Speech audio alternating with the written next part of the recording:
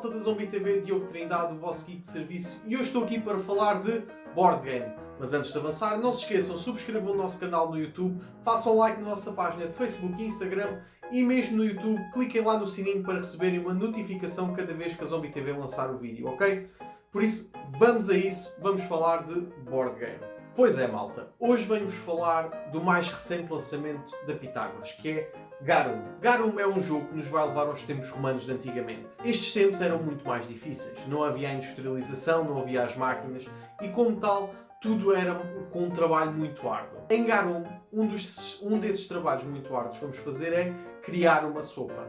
Uma sopa para alimentar a maior parte das pessoas de uma cidade. E como é que vamos fazer essa sopa? Essa sopa, como antigamente a carne era um recurso que era dado apenas aos reis e aos nobres, isto é, era um recurso de luxo, a maior parte dos alimentos feitos nesta época era feita através de alimentos do mar, como o peixe, os moluscos, entre outros alimentos derivados deste sítio. E é este o contexto deste jogo, em Garum. Vamos ser um conjunto de nobres que vamos dar um alimento a estas pessoas do povo e vamos influenciar qual o alimento vai ser mais frequente a ser feito nas sopas daquela zona. Este jogo é um jogo que despertou muito interesse porque foi um jogo que eu tive a oportunidade de fazer o beta test e tive a oportunidade de testá-lo em várias alturas do seu desenvolvimento. Garum é um jogo de 2 a 4 jogadores para maiores de 8 anos com um tempo médio de 30 a 40 minutos. É um jogo criado por Ricardo Gomes com uma arte de Pedro Souto e os textos são de David Santos Mendes, que é um dos fundadores da Pitágoras. Vamos passar agora então à pequena explicação do jogo e depois vou deixar as minhas ideias e análise, ok? Vamos lá. Garum então é um jogo de 2 a 4 jogadores e eu tenho aqui um setup para 4 jogadores. Cada jogador no seu setup vai então ter uma pilha de tiles, representando então os seus peixes, ok? Aqui o jogador verde tem aqui um molho, em que estes vão ser muito bem baralhados, ok? A tile está bem baralhada. Vão ter também acesso ao seu quadro. O jogo tem 2 modos de jogo. Tem o modo Troia, que está ali escrito em cima, que é representante então da nossa zona de Troia. E tem outro modo, que é o modo de Pael ou Claudia, que quando viramos o tabuleiro para o outro lado, como vocês podem ver aqui, vai ter então um bocadinho diferente. Qual é a diferença? Alguns sítios estão tapados, ok? É a principal diferença, o que vai mudar aqui um bocadinho a nossa estratégia. Por isso vamos jogar com o modo que nós conhecemos melhor, que é Troia, em que temos todos os tabuleiros à mostra. E como tal, vamos virar a nossa tabela de pontos para o modo Troia. A tabela de pontos muda um bocadinho, de um lado para o outro, ok? Para além disso, cada jogador vai ter acesso a 5 meeples, um maior que os outros, que é o Dominus, neste caso, que é o maior, e os outros Vilicos, que são os aprendizes. Ao todo vamos ter então 6 meeples, 5 pequeninos e um Dominus. Para além disso, vamos ter também um marcador de pontos, para mais 25, porque a tabela de pontos vai até aos 25, e aqui podemos fazer então a mudança. E vamos ter o token de expansão, que não vamos falar desta expansão, vamos deixar para vocês descobrirem, e por isso vamos colocar de lado. O primeiro jogador que comeu sopa, ou aleatoriamente vai ser o primeiro jogador. Neste caso vou passar então o token de primeiro jogador para o jogador verde. Após então o setup dos jogadores, vamos buscar as moedas, isto é, as peças que se chamam de áureos, e estes áureos vão ser baralhados, que são estas moedas. Para além deste setup, cada jogador vai colocar um marcador de pontos da sua cor, aqui a começar no 0, vocês não conseguem ver, mas está aqui, ok? E cada jogador vai biscar 4 tiles e vai fazer assim a sua mão. 4 tiles, ok? E assim está feito o setup de Garum. Então o primeiro jogador fica o jogador verde e então ele vai buscar o primeiro áureos. Vai tirar o primeiro. E este vai representar o símbolo do local onde vamos jogar. Neste caso vamos jogar no local 3, ok? E este vai ser eliminado. O local 3, que é este. Ora bem, o que é que cada jogador pode fazer no seu turno? Pode fazer 3 coisas, mas 2 delas são obrigatórias. Quais são essas 3 coisas? Um jogador tem de jogar um tile da sua mão e depois dele jogado, biscar um tile da sua pilha. Estas 2 jogadas são obrigatórias, ok? No entanto, no meio destas jogadas há uma jogada opcional, que é colocar ou um Dominus ou um Vilicos, ok? Ou um ou outro. Se vocês repararem, todos os locais têm como se fosse um símbolo representado aqui. O que é que este símbolo significa? Isto é um símbolo joker. Se eu colocar aquela peça de cor, isto é, por exemplo, ali o verde, em cima daquele sítio, eu vou ganhar 2 pontos de colocar a mesma peça naquela posição, ok? Se colocar outra peça qualquer em cima de uma peça de joker, ganho 1 ponto. Mas como eu estou a jogar na zona número 3, ou como o jogo lhe chama, setária número 3, o jogador verde, como é o primeiro jogador, vai olhar para a sua mão e como quer ganhar 3 pontos, vai jogar esta peça que corresponde a tudo o que está ali. O que é que eu quero dizer com isto? Ao colocá-la aqui, o verde bate certo, o amarelo bate certo, o azul bate certo, o vermelho bate certo. Vou colocar aqui a peça e o jogador verde vai ganhar assim 2 pontos, porque os símbolos de bónus correspondem ao símbolo de peça. 2 pontos, ok? Como ainda é muito cedo para jogar uma peça de Dominos ou de seu aprendiz, os míticos Vílicos, vou então biscar uma peça. E o meu turno está feito. É a vez do jogador azul, porque vai de acordo com os ponteiros do relógio. E o jogador azul olha para esta jogada e diz: isto é muito interessante. Então vai colocar esta peça aqui, que lhe dá ali 3 pontos naquela linha. E como tem ali 3 peixes naquela linha, vai utilizar a sua segunda ação, que é colocar um Vílicos. Não um Dominos, porque também não quero arriscar, mas um Vílicos. E onde é que ele vai jogar esse Vílicos? Se vocês repararem, cada zona tem aqui então 4 linhas de influência. 1, 2, 3, 4. Estas 4 linhas de influência vão decidir, cada uma delas, uma linha nas setárias que aqui estão. Cada zona tem 4 setárias em Troia, ok?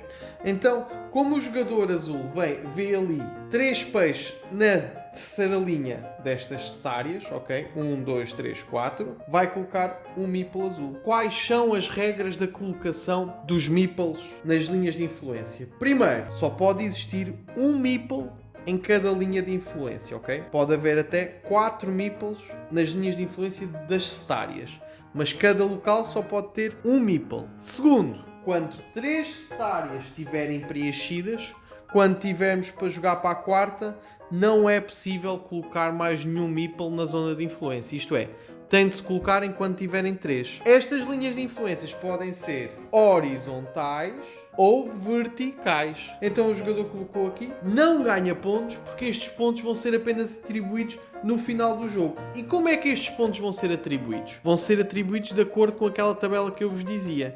Como vocês podem ver, estamos a jogar com o modo Troia. Se no final do jogo a linha de influência tiver menos 4 pontos, o jogador ganha menos 1 ponto. Se tiver 5, ganha 1, 2, se tiver 6 e por aí afora. Se for um jogador maior, um Dominos, os pontos vão ser a dobrar. Ora bem, então como o jogador azul colocou então o seu Vílicos, vai buscar um tal. E agora é a vez do jogador amarelo. O jogador amarelo vai olhar para a sua mão, vai pensar numa estratégia um bocadinho mais a longo prazo e vai colocar assim. E vai buscar um tal, porque decide não colocar nem um Vílicos nem um Dominos. E agora é a vez do jogador vermelho. O jogador vermelho vai olhar então aqui para a sua mão e decide colocar então aqui este tal. E também já pensando numa jogada um bocadinho a longo prazo, vai colocar aqui então um Vílicos neste tal. Como podem ver, linha de influência. E como já só tem 3, vai buscar o quarto. O jogo vai decorrendo então ao longo de 12 rondas, como esta que vocês acabaram de ver. Quando uma setária estiver completamente preenchida, então acaba esta ronda. O primeiro jogador passa de acordo com os ponteiros do relógio, isto é, passa para o jogador azul, e o jogador azul vai então tirar mais um áureo. Neste caso é o número 2. E o próximo turno vai se decorrer então na setária número 2. O jogo vai decorrendo ao longo de vários turnos, em que vamos preenchendo as setárias. Quando preenchermos a última setária, vamos contar os pontos. Como é que se contam os pontos? Vamos jogar com os pontos acumulados ao longo do jogo e vamos somar as peças, nomeadamente onde temos as peças de Dominos e de Vílicos. Um jogador com mais pontos é o vencedor e, de uma forma geral, é assim que se joga Garum. Garum tem também a variante para 2 jogadores e 3 jogadores. 2 jogadores, um jogador vai jogar com os 2 com 2 baralhos misturados, ok? Ficamos então com 2 jogadores a jogar com 2 cores. Num jogo para 3 jogadores, vamos ter o baralho do jogador fantasma, em que após jogarem todos os jogadores presentes, o primeiro jogador vai decidir uma peça para jogar com o baralho fantasma. Garum é um jogo muito curioso. Por um lado, é um jogo que me despertou muito interesse, principalmente pelo autor. O Ricardo Gomes já criou o jogo Fados, também para a Pitágoras, e o Douro, também para a mesma empresa. E agora vai lançar Garum. Como amigo pessoal, também já tinha alguma curiosidade de experimentar o jogo, mas gosto das mecânicas que ele usa. E ao jogar Garum, à primeira vista parece um jogo demasiado simples, até para o meu gosto. Eu gosto de jogos um bocadinho mais complexos. Mas ao momento que vamos desenrolando as jogadas, percebemos a complexidade e onde é que está a massa daquele jogo. A massa daquele jogo está onde vamos colocar os meeples e em que altura. E como é que eu vou fazer isto? Houve uma coisa que eu não expliquei, como foi um lapso, que é, a partir do momento que nós metemos aquele meeple, mais nenhum meeple pode ser colocado ali, mas eu também não posso tirar aquele meeple dali, fica ali para o resto do jogo. E isto dá uma dinâmica entre jogadas que vai fazer com que eu tenha de pensar muito bem o risco barra recompensa. Ok, vou já colocar aqui o meu meeple e vou investir muito ali, mas vou mostrar a jogada aos meus adversários e eles vão bloquear. Ou vou esperar mais um bocado e vou ver então o que é que acontece a partir daí, mas vou perder a oportunidade de colocar aqui, podendo o meu adversário colocar. É muito interessante esta dinâmica. Por outro lado, a arte do jogo é muito bonita. Eu gostei principalmente da arte do tabuleiro.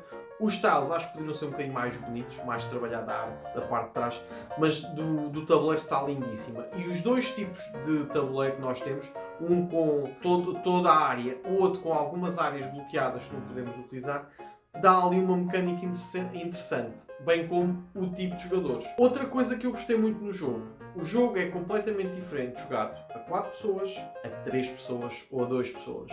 Eu achei o jogo a 2 pessoas com muito mais conflito entre os jogadores. A 3 pessoas, o meio termo, ok? Enquanto o a 4 jogadores acaba por não ser tanto conflito, acaba-se mais eu fazer a minha jogada e tentar que os outros não vejam o que é que eu estou a tentar fazer. Mas são 3 estilos de jogos completamente diferentes. O que é muito interessante para uma caixa destas, para um jogo familiar, dá-nos ali alguma discrepância, alguma capacidade de adaptarmos algumas estratégias e criarmos ali um gostinho melhor para um jogo um bocadinho mais complicado. Defeitos do jogo que eu gostava de realçar. Primeiro, os meeples. O meeple do Dominus e do Villicus é muito difícil de perceber. Eu sei que há ali alguma diferença, ok, mas o meeple podia ser maior, muito maior. Para quem agarra nos meeples todos ao mesmo tempo, tem de se pensar muito bem qual é que é o meeple do Dominus, qual é que é o meeple dos Villicus. Há uma expansão do jogo, que é aquela moedinha que vocês viram que eu coloquei de lado, tivesse explicada no jogo, e não está. Eu, para ir à expansão, tenho de ir à site do BGG. É verdade que não dá muito trabalho, eu tenho net em qualquer momento e posso ver.